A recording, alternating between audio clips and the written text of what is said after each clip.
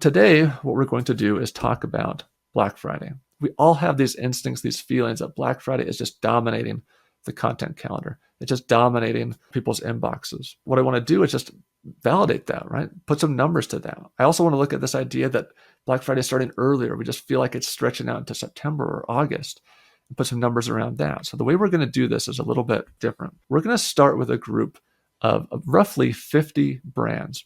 And these come from a group of top Shopify stores that I used for a tool that I built about 2.5 years ago. What I did at the time is I signed up for all of their emails, and I've engaged with them consistently, so I keep getting emails from them. It's roughly 50 different brands. Usually what we do when we look at Black Friday data is look at the ESP's data. We're looking at thousands and thousands of brands sending emails out. That's interesting. But what I've effectively done by signing up for 50 different brands is create an individual's inbox that we can watch throughout Black Friday and see how many emails that person is receiving. Not how many emails all of us together are sending, but how many emails an individual might receive around and through Black Friday. What we're going to do first is take this inbox, look at this group that's very similar to you, start asking some questions of the data.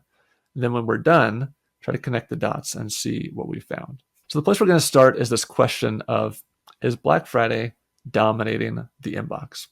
When we look at the emails, is it just absolutely taking over folks' inboxes?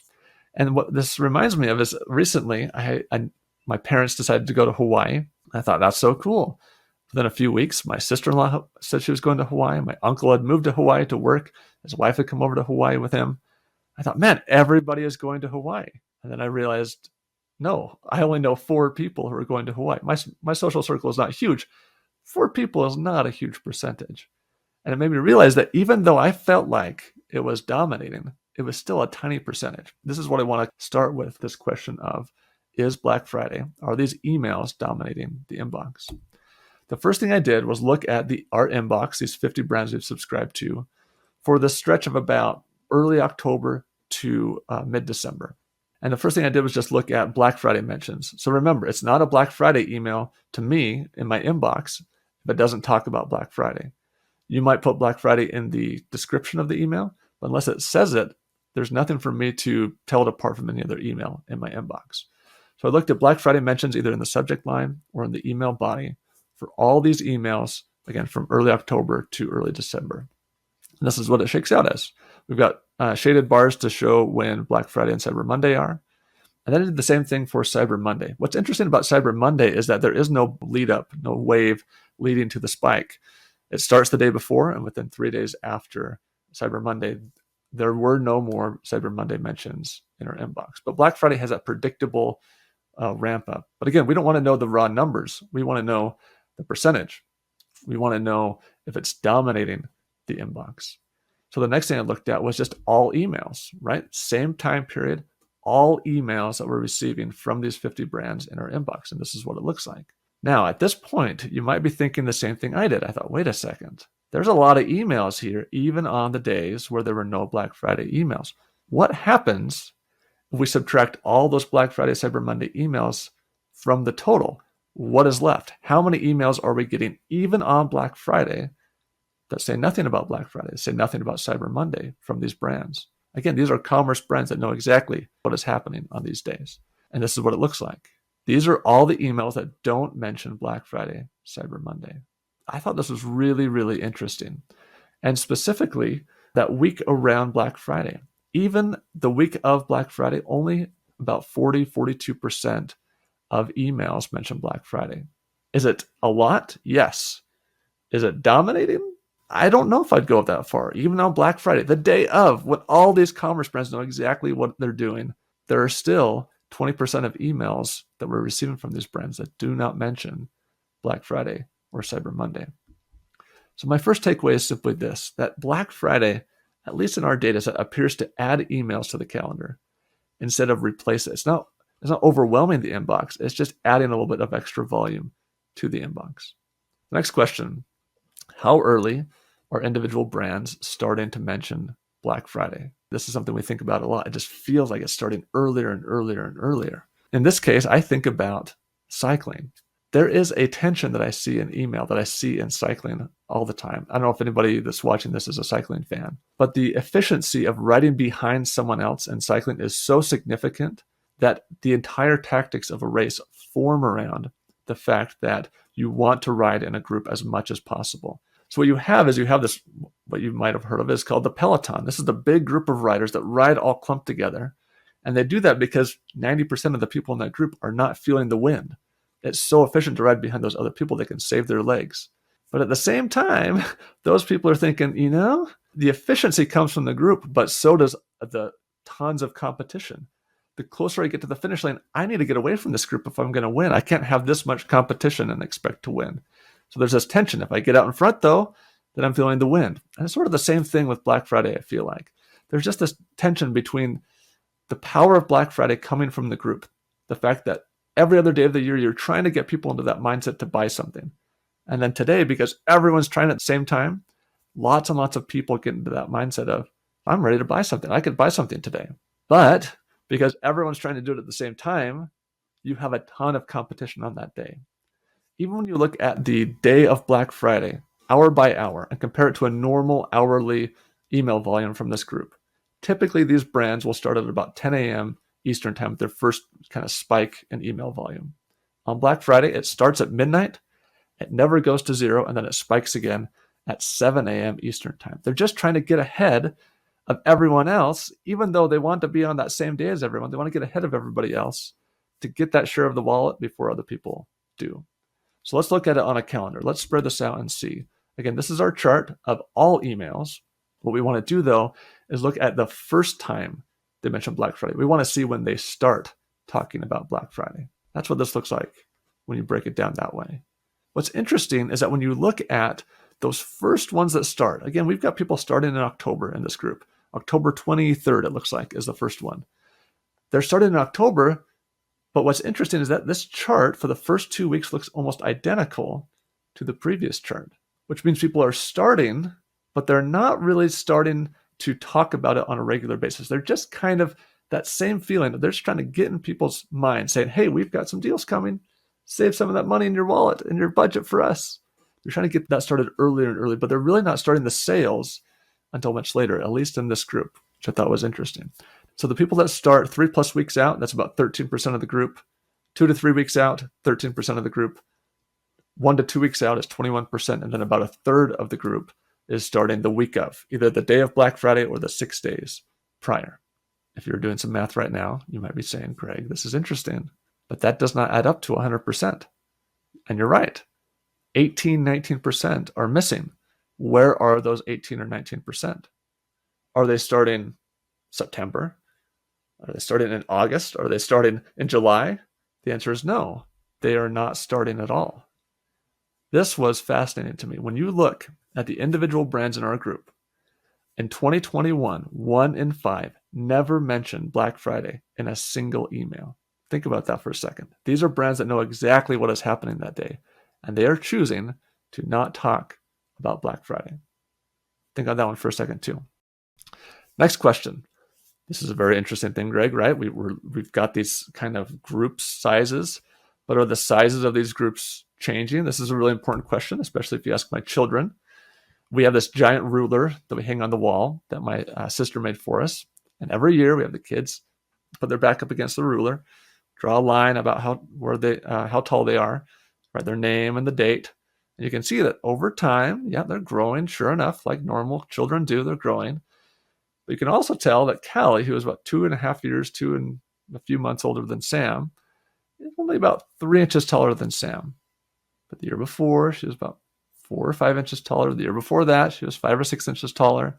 And every year, Callie being the big sister, we have to say, Callie, remember, there's a trend here, right? It's not just that you're taller than Sam now. You have to think about the trend and be ready for the idea that maybe one day there's a chance your little brother, will be bigger than you. You have to kind of just ease that idea into her head because, again, it's not just where we are today. There is a trend. So let's look at the trend for this group. Let's break out those groups with a vertical bar chart. 2021, it will put in red here. And we've put the earliest, again, over on the side, so 13%, 21 days out, all the way over to people that aren't mentioning Black Friday at all, which is 18%. Your instinct. You look at this and you go, what is your instinct for how this is going to shake out? What is 2020 going to look at? Think about that for just a second. Okay, now let's do the dramatic reveal. And the answer is, okay, so 21 plus days out, pretty similar. 14 to 20 days out, pretty similar. 7 to 13 days out, interestingly, fewer people started in that group in 2021 than 2020. And even fewer started in the group of Black Friday in 2021 than 2020. But the biggest change by far was the group that stopped talking about Black Friday. In 2020, only about 10% of our group never mentioned Black Friday. In 2021, that went up to 18%. The takeaway from this is that the group that's changing the most isn't the group that's starting earlier. That tail isn't stretching out, at least with our group. The group that's changing the most is a group that stopped mentioning Black Friday. Think on that one for a few more minutes before we connect these dots. Next question was, what is the difference between the brands in these groups, right? We all know how this works. We all have something like this in our ESP where we've broken out subscribers by these labels that we assign. Maybe it's people who have already purchased something from us. Maybe it's by families. Maybe it's by inactive subscribers. We do this not because that's just interesting. We do this because we know that behind those labels are multiple layers of similar behavior. Families are more likely to buy certain things or spend more. People who've already purchased are much more likely to buy something again. People who are inactive are very unlikely to open an email. So you can use these groups as needed throughout your campaigns based on those behaviors behind the labels. So what I wanted to look at was, what are the behaviors behind these groups that we found? What are the similarities behind people that start early or never start at all? So the first thing I looked at was average spam score. And in this case, there's not much of a trend. This is Spam Assassin. We all know Spam Assassin is not perfect, but it gives us a rough idea when we're looking across lots and lots of emails. Everyone is well below the range of 3 to 5 that we know is kind of where there's a higher risk of getting flagged as spam. The ones that start 21 plus days out are about 2.226 on average. There's a little spike in the middle, but the lowest of the group was the group that did not mention Black Friday at all. They're at 0.212 on average. So spam score, not a huge correlation necessarily. Average emails per day, we do start to see a little bit more of a correlation. The folks that are starting early are averaging 1.5 to 2 emails a day on average. Interestingly, it's a little bit lower for those that start way out. Again, and just to clarify, what I'm looking at here is data on average across about a 4-month period. We're combining data from both years to get as big of a sample as possible since we only have 50 brands we're looking at. So this is their average behavior, not their Black Friday behavior. This is their average behavior. I'm trying to tie what their average behavior is to their Black Friday behavior. Let's see if there's any correlation. But again, interestingly, the smallest group is the group that does not mention Black Friday at all. On average, that group is sending less than an email per day. The next thing I looked at was the average discount size. And this is where we get a very interesting correlation. The folks that are starting earlier are averaging 37, 38% discounts. It drops to about 34% on average for the folks that start the week of Black Friday. The group that's not starting at all, on average, across these 2 years, 23%. That is as close of a correlation as we've seen. And I did this for a few other factors. I looked at a handful of other factors in terms of their template, the way they approach their templates, their technology, some other behaviors, and I found some similar things. But finally, I found something that really told me as a story that I was expecting to see. I was expecting to see a very clear difference between these brands. And I found that when I looked at the percentage of each group that was selling their own products. When you think about the brands that sell e-commerce, that do e-commerce, you have 2 different types of brands. You have brands that their brand is the store. They just happen to need some products to sell in their store, but their brand, their focus is the sale. It's the store. You have another set of brands where the brand is the product, right? They just happen to need a store to sell the product, but their focus is the product and the experience and the satisfaction. And what's interesting is when you correlate that idea to brands really starting early and being aggressive with Black Friday, you see that the brands that start earliest are much more likely to just be focusing on their brand as a store. And the folks that start much later or don't start at all seem to be the ones that focus much more on their product as the brand. They may be a little bit more protective of their brand and the experience and their margins. The takeaway here is that the biggest difference that I could find between the groups that start Black Friday early versus the ones that start late is what they sell. It's not necessarily their behavior, it is their actual foundational brand and what they're trying to build, the model for their business in general. But I had another question, because those discounts, something about them didn't quite make sense to me. And it took me a while to wrap my head around this, and very grateful for a wife who is very good at listening to me try to figure these things out and smiling and nodding when I'm talking about really nerdy, dumb email stuff. What I did is I took the average discount size. I separated out these brands and their emails into 2020 and 2021 again. And I want you to think about the average discount size, right? If we have a group of people or a group of marketers, and none of them change their behavior over the course of a year, but some of them migrate back and forth, because essentially what we're talking about is migration, right? We have groups and people are moving between the groups. But if they don't change their behavior, if nobody changes their discounting behavior on average, even if they move between the groups, we shouldn't see a change in the overall average of the group, right? No one's come into the group, no one's left, no one's changed their behavior. They should have the same average. And that's exactly what we see. On average, these brands had an average discount size of about 36.7% in 2020. In 2021, that went up to 37%. We have within this group two subgroups, right? We have this group that really focuses and talks about and does a lot around Black Friday. And we have this group that doesn't. Now, there's a theory here, right, that if the people who really actually belong with this non-Black Friday group are over here in the Black Friday group, and they just don't belong here in this group, and they move over, what we should see is a smaller discount size from this group. The people that are moving, right? They're like, everyone else here discounts on average 40%. I usually discount on average 20%. So if those people move over to the 20% group, what we should see is the average of the Black Friday brands go up, because we're removing the lower numbers out of the average. And so the average should go up on average. Instead, what we see is an almost flat number.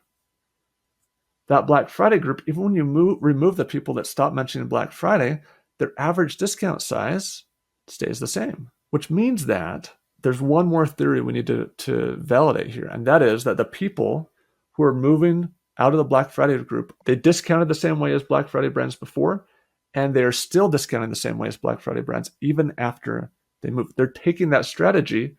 They're not talking about Black Friday anymore, but they're keeping the discounts, in which case we should see this group, the brand that doesn't mention Black Friday, we should see their average go up, because this group is above average, this group is below average, and if they take that above average behavior with them, the overall average of this group should go up. And that's what we see.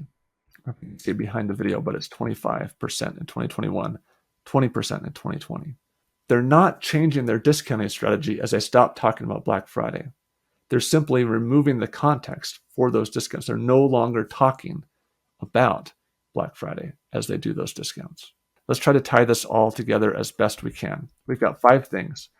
Black Friday emails appear to add to the calendar, add to the volume we see in our inbox instead of replace it. 1 in 5 of these very focused e-commerce brands never mention Black Friday, even on Black Friday, even as they're sending emails on Black Friday in our inbox. Third, the non-Black Friday group is the one that grew the most from 2020 to 2021 in our group. Everyone in that group is selling their own products. Flip side, that group that starts earlier, very few of them are selling their own products. And the brands that stopped talking about Black Friday didn't appear to change their discounting strategy. What does this all mean? Well, naturally, it makes me think of bowling. For whatever reason, don't ask me why. I've gone to a lot of company bowling outings in these last 10, 15 years of my career. And what's interesting is that when you go bowling with your coworkers, even though you're with the same people that you've spent all day in the office with, you act a little differently. Bowling kind of gives you permission to let your hair down, to act in ways that you would never act in a professional setting. But you do that knowing that you're not going to be judged by it, right? The context is different. If you did happy dances, and if you were loud and noisy and drank at work, you would absolutely be judged for it. That's why you don't do it. You don't want that to reflect on your personal brand. But bowling kind of gives you permission to act a little bit differently. And that's the way I feel about Black Friday. Black Friday kind of gives your brand permission to act differently and not have that behavior held against your everyday of the week brand. So when people ditch the Black Friday label, they stop saying, hey, this is a Black Friday email, but they keep the strategies that are associated with Black Friday. It kind of feels like they're taking the bowling alley behavior back to the office. They're taking this behavior that they used to have a pass for because they were doing it when everybody does it. That's what you do on Black Friday. They're doing it throughout the year, and now that could reflect on their brand in ways that they weren't anticipating. The second point is just this idea that if all these companies that care a little bit more deeply about brand, they're a little bit less aggressive throughout the year. They're the companies that care a little bit more about the experience of their products, not just making a sale. If those brands are starting to leave Black Friday, are starting to no longer mention Black Friday, not saying this is an overall trend, but it happened within our group. So just think about it for a second. If this is happening, what is left is a group of very aggressive brands, a group of brands that are very, very focused on the sale, not necessarily the experience, brands that discount extremely heavily. Long term, if this were to play out, the overall perception of Black Friday could change significantly. If it's not a mix of the brands, if it's not a mix of the products, if it's only these more aggressive brands left on Black Friday, we could reach a tipping point where anybody left that cares about their brand would have to ditch Black Friday because of the overall perception of who markets to their audience on that day. Again, I'm not saying this is happening, but it's something to think about as we look at the trends and the migration patterns within this group. The third thing is that the discounts within this group are surprisingly close to the limit throughout the year. When we look back at the average Black Friday discount versus the average discount of a brand throughout the year, there's not a huge difference. If we think of Black Friday as the absolute, the deepest we can go into our margins, that's the absolute max, and it's 42%. But throughout the year, we're at about 40 or 37%. We're eating into our margins almost every day of the year. Listen, I don't care I'm just not a big discounter. I've never have been.